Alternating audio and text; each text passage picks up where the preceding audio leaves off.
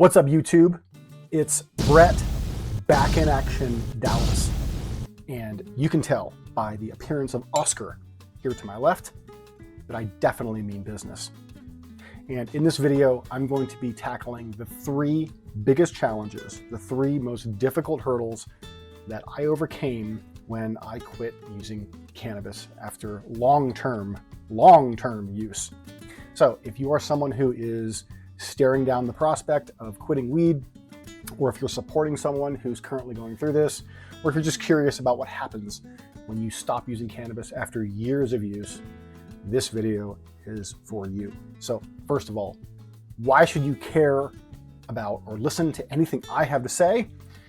Well, I was a wake and bake daily cannabis user for 22 years out of my life.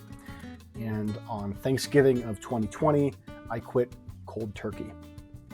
So I happen to be an authority on what happens when cannabis use is stopped after decades of use. So let's jump right into it. There are a lot of side effects that are associated with what's called PAWS, or post-acute withdrawal syndrome. This is something that is assigned to cessation of multiple substances, not just cannabis. But in the case of cannabis, pause can last for weeks, months, or in my case, yes, even years. So let's talk about the top three things that I had the most trouble dealing with in the wake of stopping cannabis. Number one would definitely have to be the headaches and insomnia. I would say that the headaches were their most severe within probably the first 2 weeks to 4 weeks. And they were all over my head, like the middle, in the rear, over my eyes. I mean, there was no place in my brain that was spared from these headaches. And they felt like tension headaches. They were like cramps in my skull, and they were persistent. And they stuck around, like I said, 2 to 4 weeks. And the severity varied according to how well I was hydrated or whether or not I was eating well. But like I said, about a month of persistent, almost daily headaches. And they were bad enough that they interrupted my quality of life significantly. It was hard to work. It was hard to maintain relationships. It was hard to enjoy anything, really. It was that bad. And the insomnia, so I'm lumping these two together in the first number one here. The insomnia lasted for a little bit longer. I would probably say the first month and a half, maybe even 2 months, I had significant problems getting to sleep and staying asleep. And what would happen is I would wake up, if I was able to get to sleep, I would wake up about 3 or 4 hours into the night, and I would just be unable to go back to sleep. And a lot of times I'd be sweating a lot too. So I'd wake up with these soaked sheets, and it was really awkward. So, number one is the headaches and the insomnia, probably in equal measure. And they lasted, the severity, the worst of them lasted for probably about 1 to 2 months.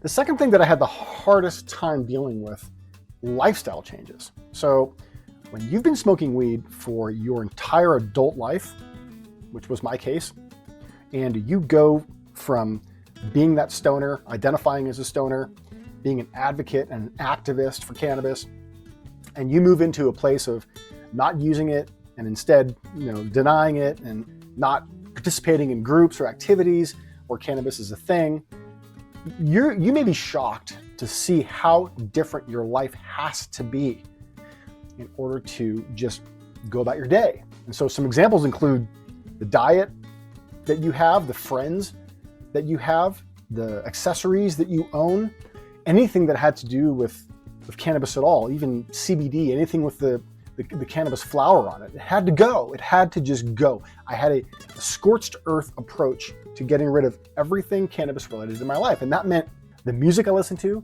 some of the routines that I was involved in. And this probably took about a year, I'd say.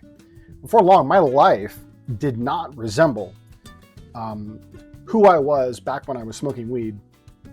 And everything had changed, from the way I looked to the way I dressed. Again, the music, the food I ate, the shows I consumed. I'd probably say after about a year, I was unrecognizable. So that's number two, is the lifestyle changes. that I had to go through.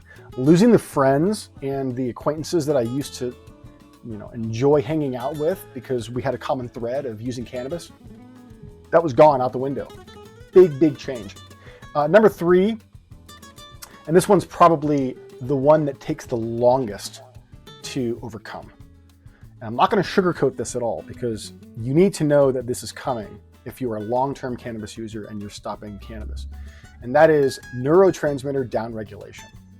And so what I mean by that is when you use a substance that affects neurotransmitter volume and efficiency in your brain, if you do that over time, like months or years, eventually your neurotransmitters will do something called upregulation, which means they will adapt to the amount of the substance that you're putting into your body, the exogenous.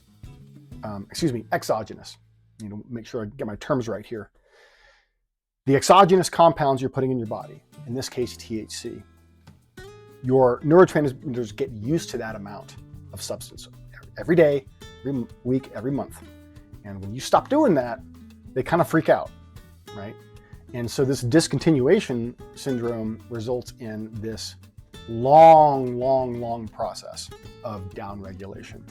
And so THC has impact on a lot of core neurotransmitters that are associated with mood, sleep, diet, and a lot of other lifestyle traits. So for example, GABA, THC actually inhibits GABA release, and this is what is to account for its sort of anxiety reducing effects. THC also increases dopamine release in the reward pathway, and so that can lead to feelings of pleasure and euphoria. And if you don't have that in your system, then you experience the opposite. You experience displeasure and anhedonia. And then there's also anandamide receptors that are affected by THC, serotonin. So when you look at the microcosm of your brain's neurotransmitters when you're stoned, everything's lit up. Everything I just mentioned, and a lot of these have to do with the quality of your sleep and how much enjoyment you get out of daily activities. And so I would say, and this is no joke, this statistic I'm going to share with you, at least in my case. I understand I'm just one guy and it's anecdotal, but still, I would say it probably took about 3 years of focus on diet and exercise, hydration, quality sleep, meditation, and 1 or 2 other lifestyle changes before I finally started to kind of feel somewhat normal, right? I mean, there were severe bouts of depression, anxiety, of course, and I didn't use CBD like a lot of people do when they quit using THC. But this number 3, though, it's crucially important that you remember, or you keep in mind, it's going to take a long time, especially if you've been smoking for decades like I was, to reestablish a downregulated neurotransmitter state in your brain. Now, that's not to say that these timelines that I'm describing can't be hastened. They can. I think that if you focus on other parts of your life that contribute to your wellness, therapy, like I said, diet and exercise, sleep quality, meditation's another one, or spiritual practice.